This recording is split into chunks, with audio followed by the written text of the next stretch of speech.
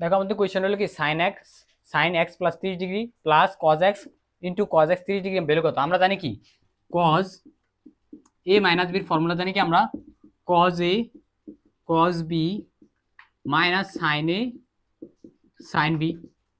ঠিক আছে, লেট ধরি আমাদের এক্স হলো এ এর সমান আর এক্স প্লাস 30 ডিগ্রি হলো আমাদের কি বির সমান। অলসো আমাদের এটা এ, অলসো আমাদের এটা সরি এটা হলো আমাদের বি আর এটা হলো আমাদের এ।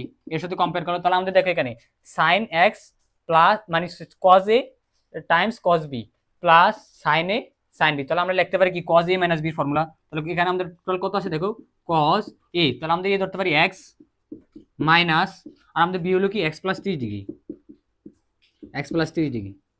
তাহলে আমাদের এখান থেকে কত আছে দেখো কজ, তাহলে আমাদের মাইনাসে ডিস্ট্রিবিউট করতে হবে x minus minus x minus 30 degree.